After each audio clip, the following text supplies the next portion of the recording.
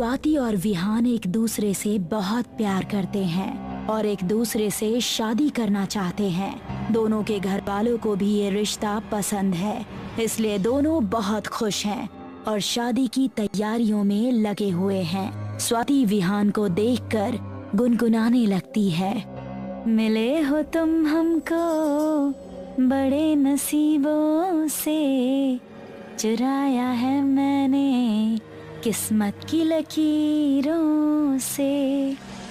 तुम मिले दिल खिले और जीने को क्या चाहिए। मुझे तो लगता है भगवान ने हम दोनों को एक दूसरे के लिए ही बनाया है। मुझे भी यही लगता है, पर क्या हम दोनों शादी करने से पहले एक दूसरे को जानने के लिए 1 महीना साथ में रहें? हाँ, ये ठीक रहेगा। एक दूसरे को सही से जानने के लिए एक दूसरे के साथ वक्त बिताना जरूरी है।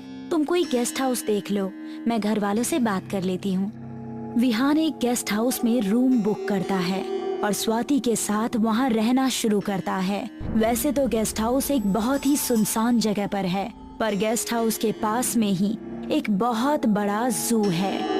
अरे वाह, तुमने तो बहुत ही खूबसूरत जगह ढूंढी है। अब इतनी खूबसूरत लड़की के साथ रहना है तो जगह भी खूबसूरत देखनी पड़ेगी ना। तुम बातें बहुत अच्छी कर लेते हो। जिंदगी भर मुझे इसी तरह अच्छे से रखोगे ना?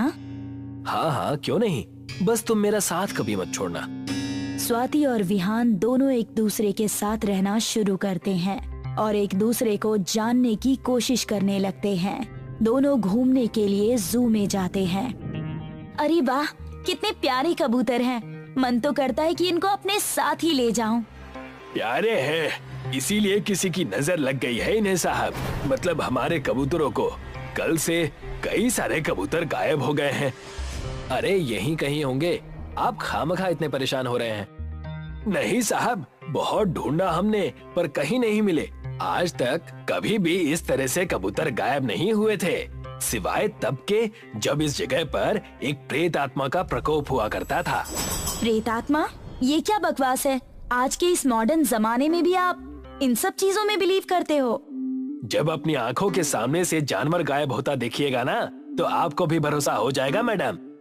स्वाति और विहान जू में घूमने के बाद अपने रूम के लिए निकल पड़ते हैं। रात काफी हो चुकी है, इसलिए दोनों ही घर पर आने के बाद गहरी नींद में सो जाते हैं। दूसरी तरफ चौकीदार को जू में एक काला साया घुसता हुआ दिखाई देता है। कौन है वहाँ पर? मैं पूछता हूँ, कौन घुसा है इतनी रात को जू में? वो साया चौकीदार की बात को अनसुना करके सीधे कबूतर खाने की तरफ चला जाता है और वहाँ से कबूतरों को निकालकर खाने लगता है। तभी चौकीदार वहाँ पर आ जाता है।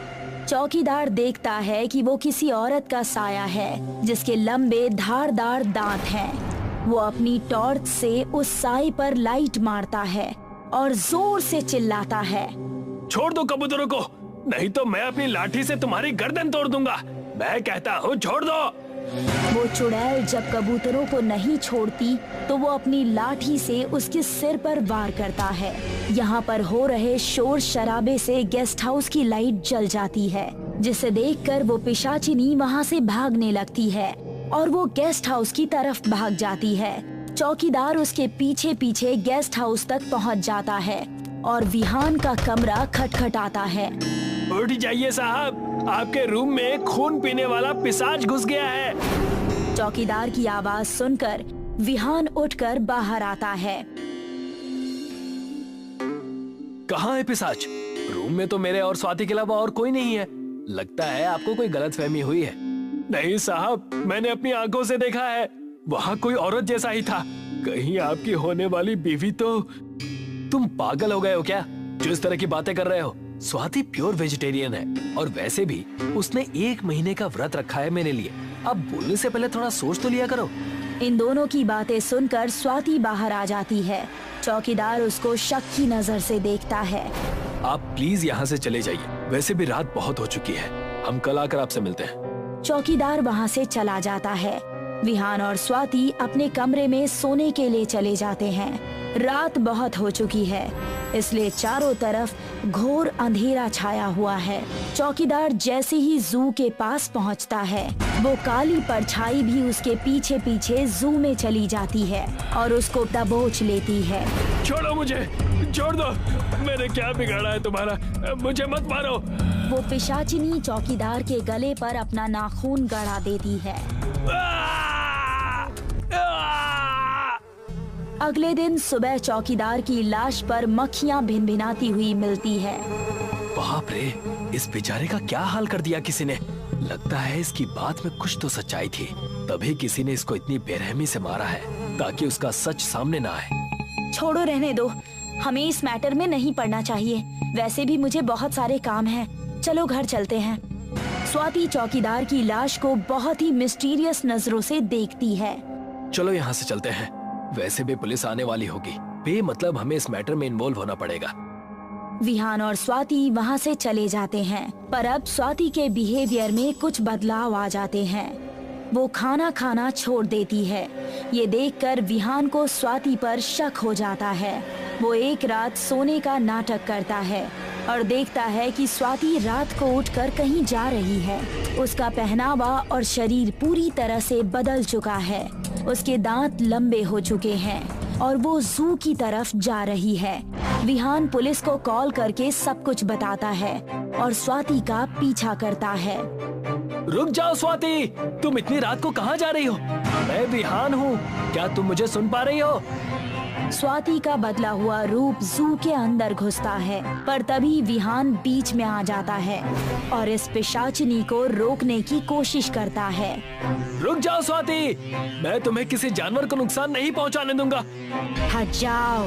हट जाओ मेरे रास्ते से, नहीं तो मैं तुम्हें भी मार डालूंगी। तुम ऐसा नहीं कर सकती, मैं तुम्हारा होने वाला पति हूँ, तुम मुझे नुकसान नहीं पहुंचा सकती। मैं काला जादू की सिद्धियां पाने के लिए कुछ भी कर सकती हूँ। हट जाओ मेरे सामने से, नहीं तो मैं तुम्हारी भी बलि दे दूंगी। मुझे किसी भी हालत में 100 बलि पूरी करनी है। 60 जानवरों को तो मैं मार चुकी हूँ। जब विहान उस पिशाचिनी के सामने से नहीं हटता तो वो विहान पर हमला कर देती है, पर इससे पहले कि वो विहान को कुछ नुकसान पहुंचाती, पुलिस वहां पर आ जाती है और उस पर गोली चलाती है। गोली लगने से वो पिशाचिनी अपने नॉर्मल रूप में आ जाती है और स्वाति बन जाती है। स्वाति, तुम ठीक तो हो ना? तुमने इतने जानवरों को मारा, मुझे तो यकीन ही नहीं हो रहा। तुम तो वेजिटेरियन हो ना? तुम तो वेजिटेरियन होने का नाटक करती थी, तुम ऐसा भी करोगी मैं सोच भी नहीं सकता था। उस बेचारे चौकीदार को भी तुमने मार डाला। मैं ये सब हम दोनों के लिए कर रही थी। अगर मुझे काले जादू की सारी सिद्धियां प्राप्त हो जाएंगी तो हम दोनों मिलकर इस दुनिया पर राज करेंगे। लगता है कि ये लड़की कोई साइको टाइप की है, इसको पागल खाने में भर्ती करवाना पड़ेगा। मैं पागल नहीं हूँ विहान, प्लीज मुझे मेंटल हॉस्पिटल मत भेजो। मैं ये सब हम दोनों के लिए ही तो कर रही थी। और लेडी इंस्पेक्टर स्वाति को गिरफ्तार कर लेती है और पुलिस अपनी गाड़ी में स्वाति को मेंटल हॉस्पिटल के लिए ले जाती है। स्वाति को कौन सी बीमारी है? वो जानवरों का खून क्यों पीती है? रात होने पर उसका रूप क्यों बदल जाता है? क्या वो काला जादू जानती है? इन सभी सवालों के जवाब जानने के लिए जुड़े रहिए इस कहानी के अगले पार्ट में हमारे साथ।